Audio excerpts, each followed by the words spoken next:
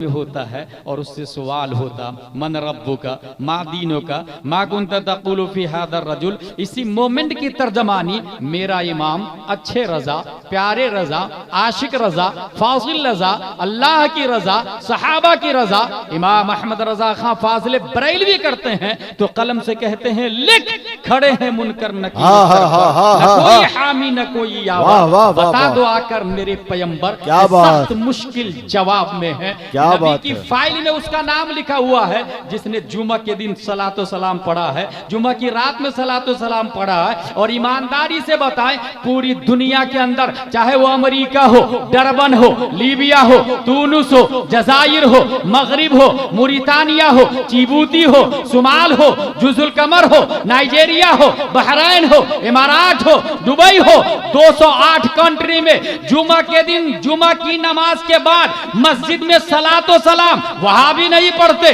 देवबंदी नहीं पढ़ते, राफजी नहीं पढ़ते, सुलेगुल्ली नहीं पढ़ते। ये सलातो सलाम पढ़ने वाले ओरिजिनल सुन्नी सहीहुल अकीदा होते हैं। और हदीस में भी आया जिसने जुमा के दिन जुमा की रात सलातो सलाम पढ़ा नबी की फाइल में उसका नाम मौजूद है। अब नबी के बारे में पूछा जा रहा है, बता इस मर्द के बारे में क्या कहते थे। और उस नबी की बारगाह में नाम मौजूद, मुर्दा का नाम मौजूद, उसके बाप का नाम मौजूद, दादा का नाम मौजूद, परदादा का नाम मौजूद, फुल एड्रेस मौजूद है। और उस मुर्दे से सवाल हो रहा है, मुनकर नकीर पूछ रहे हैं। एक अजीब मामला है, सख्त हाजत और जरूरत है।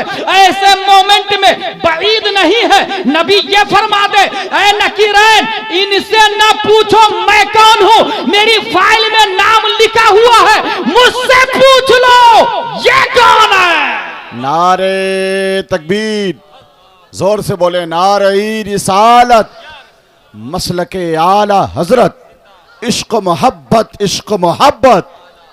हजरत अल्लामा मुफ्ती गुलाम जिलानी अजहरी साहब किबला उर्से इसहाक मिल्लत।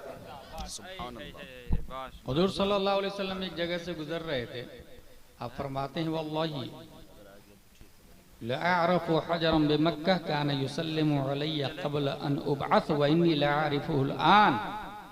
मैं उस पत्थर को जानता हूं जो मुझको सलाम करता था। माशाअल्लाह, गौर कीजिएगा, नबी ने तो हजारों पत्थर को देखा ना, मैं उसको पहचानता हूं जिसने सलाम भेजा, जिसने सलाम किया। इसका मतलब उम्मती तो हश्र में हजारों होंगे, कब्र में तो लाखों लोग मर के जाते हैं। और कब्र में सवाल भी हो रहा है उस मर्द के बारे में। और ये हदीस शरीफ देखिए, उस पत्थर को पहचानता हूं जिसने मुझको सलाम किया। इसका मतलब ये हुआ कि जो पत्थर नबी को सलाम करे मारिफते मुस्तफ़ा उसके साथ मुत्तसिल हो जाती है। ऐसे ही जो इंसान नबी पे सलातो सलाम पढ़ता है मारिफते मुस्तफ़ा उसके साथ मुत्तसिल हो जाती। यहीं से बात समझ में आई।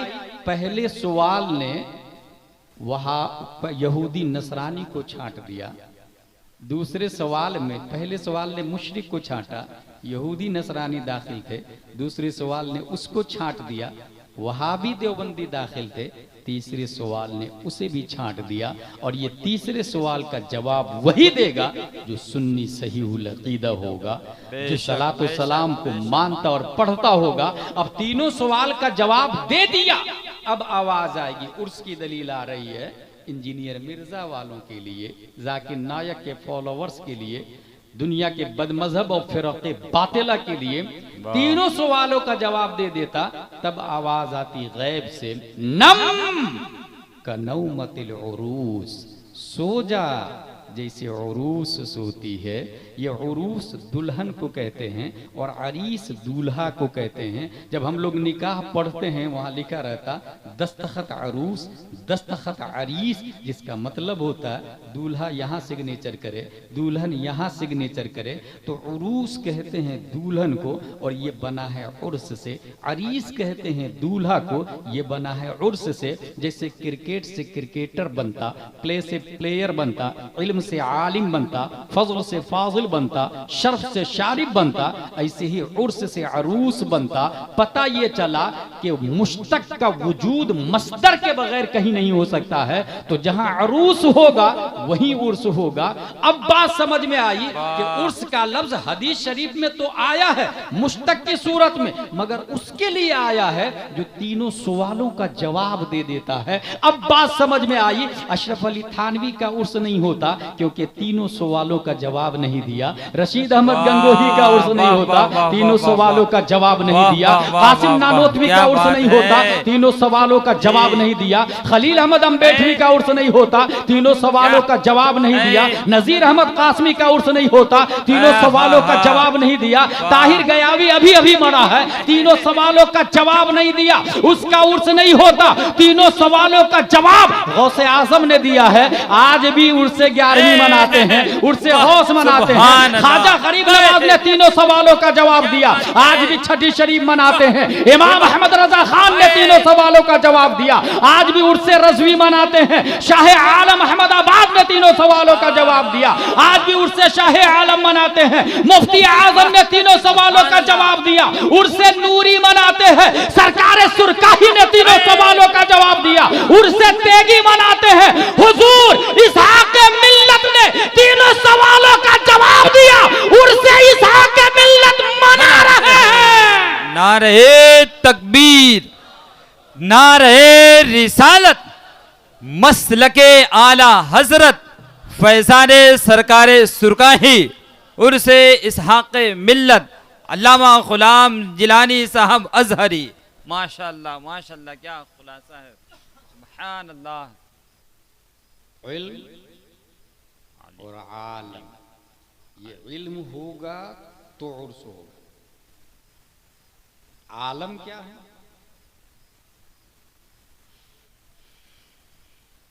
राफजी, खारजी, यहूदी और जितने फितने इस वक्त हैं, ये आलम। ऐसे में क्या करना है, जो मैंने आयत पढ़ी, वस्बिर नफ्सक मा, ये मा का लफ्ज याद रखिएगा, अपने आप को उसके साथ कर दो जो सुबह शाम अल्लाह को याद करते हैं। मा, ये माँ पे मैंने गौर किया तो मुझे समझ में आया कि पूरी दुनिया में सबसे अफजल, बल्कि पूरी मखलूक में सबसे अफजल कौन है? आप में से हर फर्द जानता है, मखलूक में सबसे अफजल हजरत मोहम्मद मुस्तफ़ा सल्लल्लाहु तआला अलैहि। जानते हैं क्यों? माँ की वजह से। हदीस शरीफ में आया ली मअल्लाहि वक्तुन, माँ का लफ्ज यहाँ आया, ली मअ अल्लाहि वक्त, अल्लाह के साथ मेरा स्पेशल वक्त है जिसमें सिर्फ मैं होता हूँ और मेरा रब होता है। और वहाँ वक्त से मुराद ये वक्त नहीं है, ये टाइमिंग नहीं है, ये तो सूरज का मोहताज है। वो वक्त है जो ज़मानो मकान से भी पाक है, वो स्पेशल वक्त है। ये माँ, और चूंकि सबसे पहले तो आदम अलैहिस्सलाम पैदा हुए ना, उसके बावजूद हमारे नबी सबसे अफजल क्यों हैं? क्योंकि मईयत इलाही, अल्लाह के साथ सबसे ज्यादा हमारे नबी को हासिल, सबसे ज्यादा। पैदा होने से पहले भी मईयत इलाही में थे और पैदा होने के बाद भी मईयत इलाही में। अच्छा, तफसील में नहीं जाऊंगा मैं। नबी के बाद सहाबा में सबसे अफजल कौन है? हजरत अबू बकर सिद्दीक रज़ियल्लाहु ताला अन्हु। ये स्पेशल इसलिए भी बोल रहा हूँ कि अभी मौलाई ग्रुप का कहना है कि नहीं हजरत अली सबसे अफजल है। गलत, ये सरासर बातिल है और तबाह करने वाला नजरिया है। सबसे अफजल हजरत अबू बकर सिद्दीक रज़ियल्लाहु ताला अन्हु है। और वजह क्या है? माँ, कुरान शरीफ में आया ला तहज़न इन्नल्लाह माअना, ये हजरत अबू बकर के बारे में। इद यक़ूलु लिसाहिबिही ला तहज़न इन्नल्लाह माअना। मईयत मुस्तफ़ा तमाम सहाबा में सबसे ज्यादा हजरत अबू बकर को हासिल है। बेशक मईयत मुस्तफ़ा सबसे ज्यादा हजरत अबू बकर को हासिल है, इसलिए तमाम सहाबा में सबसे अफजल। अच्छा, एक और माँ का लफ्ज याद आ रहा है, इमाम हुसैन के बारे में तो आप सब जानते हैं, और करबला का सजदा भी याद है। डॉक्टर इकबाल ने कहा हो सके तो लाइए दोनों जहां मीजान में, मैंने एक सजदा ज़मीन करबला से ले लिया। ये माँ का कमाल है। कुरान शरीफ में आया इन्नल्लाह मा'a अस्साबिरीन, मा'a अस्साबिरीन। कुरान शरीफ की आयत जो मैंने तिलावत की, वस्बिर नफ्सका मअल्लज़ीन, अपने आप को उसके हवाले कर दे। जितने फितने होंगे, आप अगर वलियों से चिपके हुए हैं तो वली अल्लाह से मुत्तसिल है। फिर जमाने के फितने और आधियां आपको वलियों से दूर नहीं कर सकते, और न ही ईमान से आपको खत्म कर सकते हैं। आलम लोगों का यह कहना है, झूठे लोगों का, कि मैं अल्लाह का नबी हूं। यह आलम आपको अपने आप को वली के हवाले करना है ताकि इन फितनों से महफूज रहे। खुशहाली और ऐश परस्ती में हर शख्स गिरफ्तार है। जिसके पास एक्टिवा है वो सोचता है कि अपाची ले लूं, जिसके पास अल्टो है वो सोचता है कि स्कॉर्पियो ले लूं, स्कॉर्पियो वाला BMW के चक्कर में। पटना में मकान वाला सोचता है एक दिल्ली में भी हो जाए, एक बॉम्बे में भी हो जाए। ये ईमान नहीं है। इसकी सबसे बड़ी दलील दे दूं मैं आपको कि अगर आपके यहाँ इस हरैया शरीफ में एक आदमी है जिसके पास 100 रुपया है, दूसरा आदमी जिसके पास 1 करोड़ रुपया है, दोनों में से अफजल कौन है? कॉमन सेंस बोलेगा 1 करोड़ वाला गलत, और 100 रुपया वाला अफजल। इसकी दूसरी दलील दे दूं कि एक कबूतर है जिसकी चोंच में 1 चना है, दूसरा कबूतर है जिसकी गर्दन में 1 किलो चना की थैली लटकी हुई है। दोनों में से कौन सा कबूतर अफजल है? 1 चना वाला। बीवी बच्चों से कौन कबूतर मिलेगा? 1 चना वाला। अपने घोंसले में प्रवास करके कौन कबूतर जाएगा? 1 चना वाला। कल तक कौन जिंदा रहेगा? अपने फैमिली में जाकर के 1 चना वाला। ये जो इंसान है, इंसान भी एक परिंदा है लाहूत का। कलंदर लाहौरी ने इसी को कहा है, ए तायरे लाहूती, उस रिस्क से मौत अच्छी जिस रिस्क से आती हो परवाज में कोताही। इंसान लाहूत का परिंदा, ऊपर से आया है, ऊपर ही जाना है। यही मतलब है इन्ना लिल्लाहि व इन्ना इलैहि राजिऊन। हम अल्लाह के लिए हैं और अल्लाह की तरफ जाना है। और बोझ